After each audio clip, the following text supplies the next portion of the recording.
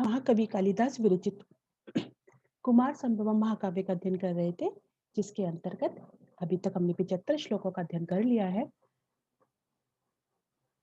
प्रसंग चल रहा था कि ब्रह्मचारी के रूप में भगवान शिव तब पार्वती की तपस्या की परीक्षा लेने के लिए आते हैं। उनमें आपस में वार्तालाप होता है। फिर भगवान जब शिव उनसे पूछते कि आप किस लिए तपस्या कर रही हो, तो पार्वती इशारा करके अपनी सखी से कहती है कि तुम बता दो। तो वो सखी उनकी बताती है कि भगवान शिव को प्राप्त करने के लिए तपस्या कर रही है। फिर जब ये पूरा सखी बता देती है, उसके बाद में भगवान शिव पूछते हैं कि ये सही कह रही है या परिहास पूर्वक। तो तब जाकर के पार्वती बोलना प्रारंभ करती हैं, भगवती पार्वती।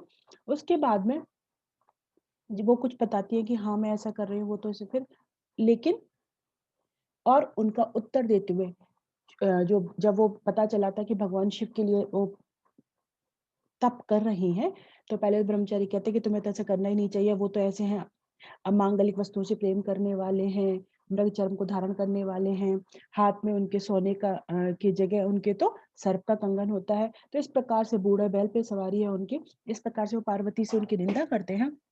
उनका उत्तर देते हुए माँ पार्वती एक-एक उनकी जो उन्होंने कहा है उसका उत्तर देती हुए कहती हैं, विपत् प्रतीकार परेण मंगलम निषेव्यते भूति समुत्सुकेन वा जगत शरणस्य निराशिषः सतः किमेभि राशो फतात्म वृत्तिभिः। कहती है पार्वती कि लोग जो हैं वो किस लिए मांगलिक पदार्थों का सेवन करते हैं, विपत्ति से बचने के लिए या तो या ऐश्वर्य संपत्ति की प्राप्ति के लिए। लेकिन भगवान को तो ऐसी सब किसी चीज की जरूरत नहीं है। तो उनका यह जो है कि वो अमांगलिक वस्तुओं से प्रेम करते हैं, अमांगलिक वस्तुओं से उनका जो प्रेम है यह तो उनका गुण है, ना कि उनका कोई दोष है। जैसे कि ब्रह्मचारी ने पार्वती से कहा था। तो क्या कहती है, विपत प्रतिकार परेण मंगलम निषेव्यते भूति समूह सुकेन वा। क्या कह रही है वो कि लोग जो हैं विपत प्रतिकार परेण, विपत्ति के प्रतिकार को ही यानी विपत्ति को सही करने के लिए ही उसके लिए ही लोग विपत्ति के नाश के लिए ही विपत्तियों को हटाने में तत्पर होकर ही और भूति समुत्सुके निभा और ऐश्वर्य की प्राप्ति के लिए सुख संपत्ति की प्राप्ति के लिए मंगलम निषेव्यते मांगलिक पदार्थों का सेवन करते हैं। किंतु भगवान शिव कैसे है, जगत शरणस्य, जो जगत को शरण देने वाले हैं, सारा जगत जिनके शरणागत है, ऐसे जगत को शरण देने वाले और निराशिषा माने जिनको कोई अभिलाषा नहीं है, जो निरीह हैं, ऐसे होकर के जो रह रहे हैं। और आशोप हतात्म वृत्ति भी, जो आशा से चित्त वृत्तियों को कलुषित करने वाले, यानी कि उन्होंने अपनी सारी चित्त वृत्तियों को की हटा लिया है। तो और ये जो क्या करते हैं, ये जो पदार्थ है, जो मांगलिक पदार्थ है या ये जो चीजें हैं, वो व्यक्ति की चित्त वृत्तियों को कलुषित करते हैं। जैसे कि गीता में भी आता है ना, ध्यायतो विषयान पुंसा संगस तेषु उपजायते संगात संजायते कामा कामात् क्रोधो विजायते। तो भगवान ने तो सारी इन चीजों से अपने आप को हटा लिया है। तो आशा से व्यक्ति को क्या होता है, इनको प्राप्त करने की आशा होती है, जो मांगलिक पदार्थ होते हैं। तो आशा से चित्त वृत्तियों को कलुषित करने वाले इन, आगे देखो ऊपर मंगलम, इन मांगलिक पदार्थों से किम माने क्या प्रयोजन, भगवान शिव को तो इन मांगलिक पदार्थों से कोई प्रयोजन नहीं है। तो ब्रह्मचारी ने जो कहा था ना कि अमंगलाभ्यास रतिम, जो भगवान शिव के लिए विशेषण दिया था, और कहते हैं कि वो तो ऐसे है, उनसे तुम्हें शादी करने के लिए तुम कदापि योग्य नहीं हो, उसका परिहार करते हुए देवी ने यहाँ पे उत्तर दिया है। जो जो ब्रह्मचारी ने भगवान शिव की निंदा की, उनके एक एक का उत्तर देंगे। तो पहले मैं कहती है कि जो आप ये कह रहे हो अमांगलिक पदार्थों से वो प्रेम करते हैं, बोले वो तो सही है, लोग तो किस लिए करते हैं, या तो विपत्ति से बचने के लिए या ऐश्वर्य प्राप्ति के लिए। लेकिन जो वो तो संपूर्ण जगत के स्वामी हैं, उन्हें तो कोई आशा नहीं है, वो तो आसक्ति मोह सबसे परे है। और ये जो पदार्थ है मांगलिक पदार्थ, वो क्या करते हैं, व्यक्ति की चित्त वृत्तियों को कलुषित करते हैं। लेकिन भगवान तो इन सबसे परे हैं, उन्हें ना तो कोई लौकिक ऐश्वर्य की कामना है, वो तो जगत के स्वामी है, संपूर्ण जगत को शरण देने वाले हैं, उन्हें मांगलिक पदार्थों से कोई प्रयोजन नहीं है। इसलिए आपने ये जो कहा है कि वो अमंगलाभ्यास रहती है, तो वो तो उनका विशेषण है, ना कि कोई उनका दोष है। इस प्रकार पार्वती कहती है। प्रस्तुत संपूर्ण शरण में जैसे वंशज छंद है, तो प्रस्तुत श्लोक में भी वंशज छंद है। कुछ अंतिम 2 श्लोकों में छंद बदलेगा, जिसका निर्देश अभी करेंगे। आगे देखते हैं अगला श्लोक। अब वो कहते हैं तो पार्वती अगला उत्तर देती है उनको। वो कहते हैं ना उनके पास कोई संपत्ति नहीं है और वो जो है भयंकर रूप वाले हैं। तो ये सब जो कहते हैं भगवान शिव उसका उत्तर देती है, आकिंचनः सन प्रभवा स संपदां त्रिलोकनाथा पितृसद्म गोचरः स भीमरूपः शिव इत्युदीर्यते न सन्ति याथार्थ्यविदः पिनाकिनः। जो व्यक्ति होता है वो मतलब ये कहते हैं वो कि वो तो निर्धन है, उनके पास कोई धन ही नहीं है, तो उनकी संपत्ति किससे पता चल जा रही है कि वो दिगंबर वेश है। उससे उनकी संपत्ति के बारे में पता चल जा रहा है। तो इस पे पार्वती उत्तर दे रही है, सह माने वह भगवान शिव आकिंचनः सन्, निर्धन होते हुए भी, अकिंचन या निर्धन होते हुए भी, संपदाम प्रभवः, संपत्तियों के स्वामी है, सबके स्वामी है वो तो। वे भगवान शिव अकिंचना माने निर्धन होते हुए भी संपूर्ण संपत्तियों के स्वामी हैं। और कैसे है, प्रभवः माने उत्पत्ति कारण है, सारी संपत्ति उन्हीं से उत्पन्न होती हैं।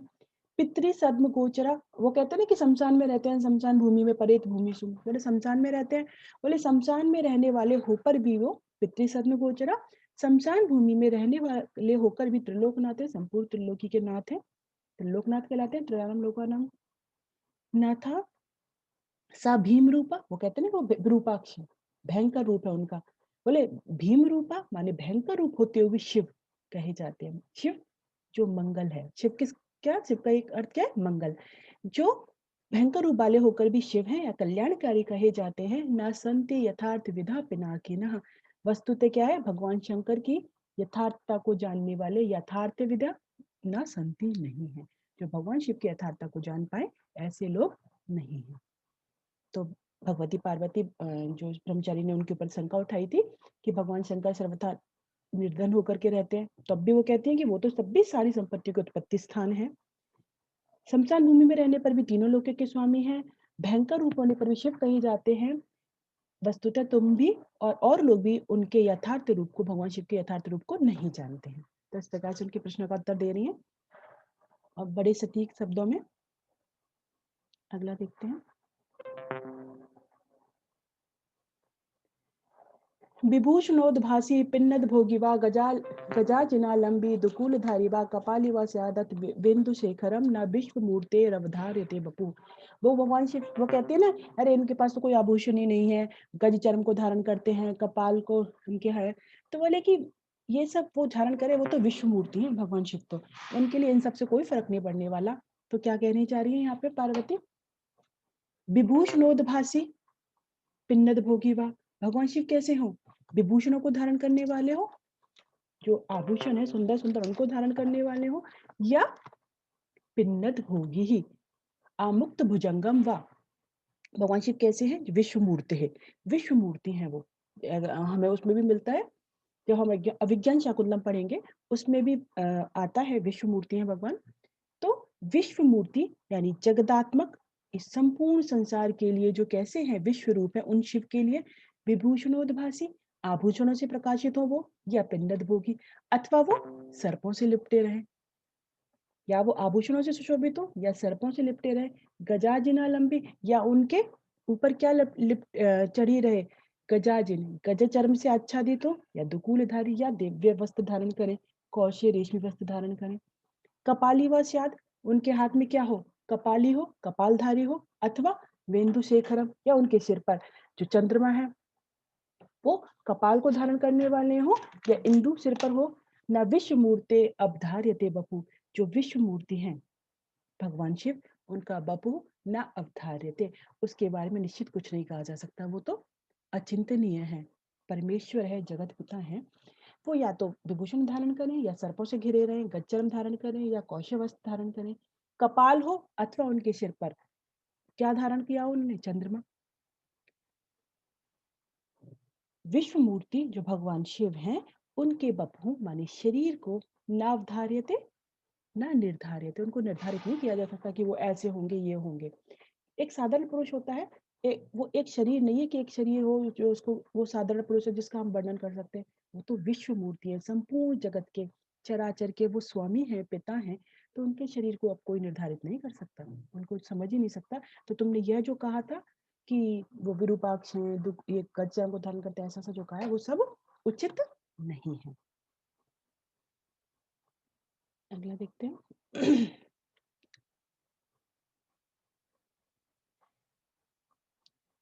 तदंग संसर्गमवाप्य कल्पते ध्रुवं चिता भस्म रजो विशुद्धये तथा हि नित्याभिनय क्रियाच्युतम विलिप्यते मौलिभिः रंबरौकसाम। भगवान ब्रह्मचारी ने माँ पार्वती से कहा था कि अरे तुम ये सोचो कि तुम्हारे जो स्तन प्रदेश जो हरिचंदन से सुशोभित होने वाले हैं उन पे जब प्रथम मिलन के समय चिता की भस्म लगेगी तो वो कैसा लगेगा, पद्म स्थान वो बनाएगी तो कैसा लगेगा। तो इस पे पार्वती बहुत ही सुंदर उत्तर देती हुई कह रही है कि उनकी जो भस्म है वो इतनी पवित्र है, पवित्र करने वाली है कि देवता लोग तक उनको सिर पे धारण करते हैं। और तुम क्या कह रहे हो कि वो कैसी लगेगी, है ना, वो स्थान बनाएगी तो तुम्हें कैसा लगेगा। तो देखो क्या कह रहे हैं, चिता भस्म रजः, चिता की भस्म जो चिता की भस्म की जो धूली है, ये चिता भस्म को जो भगवान शिव धारण करते हैं वो कैसी है, तद अंग संसर्ग मवाप्य, उनके अंग का संसर्ग को प्राप्त करके भगवान शिव के शरीर पर जब वो लग जाती है, क्या, चिता की भस्म तब कैसी होती है।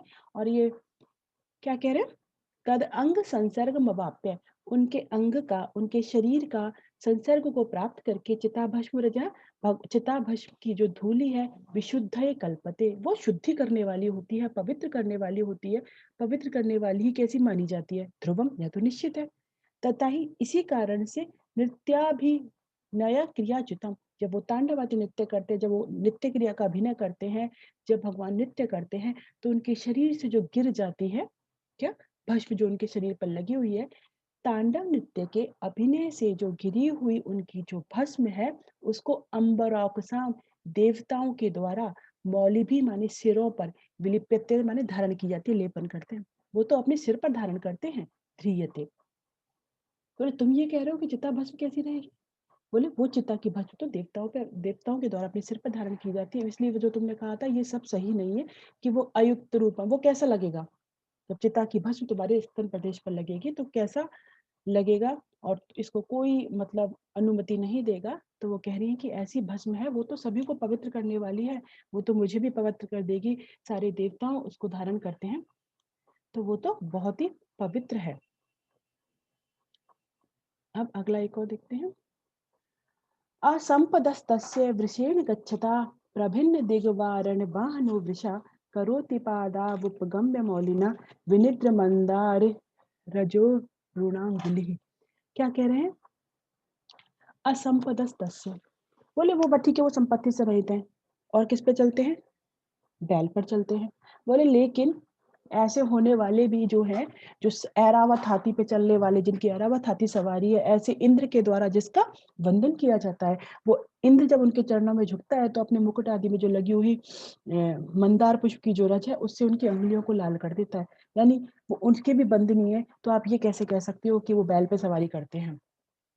ठीक है, तब क्या कह रही है, असंपदस्तस्य वृषेण गच्छतः, वृषेण गच्छता प्रभिन्न दिग्वारण वाहनो वृषा, प्रभिन्न दिग्वारण वाहनो, प्रभिन्न दिग्वारण क्या कह रहे, मदस्रावी, जो मद को जिनके बहता रहता है, ऐसे दिग्गज ऐरावत हाथी पर जिनका वाहन है, ऐसे वाहन पर चलने वाले वृषा माने इंद्र के द्वारा, असंपदस तस्य, जो संपत्ति से हीन है, कौन, तस्य भगवान शिव, संपत्ति से हीन उस भगवान शिव के क्या कराओ, और वो कैसे हैं, वृषेण गच्छता, वृषभ पे चलने वाले हैं, तस्य माने उनके, ये किसके लिए आया, भगवान शिव के लिए आया।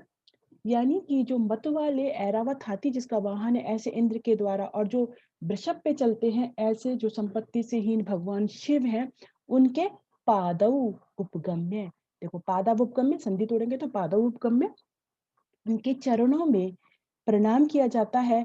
मौलिना माने मस्तक से, उपगम्य माने स्पर्श करके, विनित्र मंदार रजो रुणांगुली, विनित्र खिले हुए मंदार के पुष्प का जो रज है उससे अरुणांगुली, लाल कर दी है अंगुलियां जिसकी, ऐसा करोति माने कर देते हैं। ऐसा जब इंद्र जो मत वाले ऐरावत हाथी पे चलता है, जब उनके सिर में चरणों में मस्तक अपना नवाता है, जब वो प्रणाम करता है भगवान शिव को, तो अपने तो मंदार पुष्प की जो रज है उससे उनकी अंगुलियों को लाल कर देता है। तो जो भगवान शिव इंद्र के भी क्या है, पूजनीय है, और इंद्र तो सर्वशक्तिमान है, सब संपत्तियों से युक्त है, तो इसका मतलब जब वो भी उनको प्रणाम कर रहा है तो सोचिए उनकी शक्ति का, उनकी संपत्ति का, उनके प्रभुत्व का तो क्या कहना? इस प्रकार माँ पार्वती उनको उत्तर देती हैं। आज हम यहीं तक देखेंगे, आगे के श्लोकों का अध्ययन कल देखेंगे।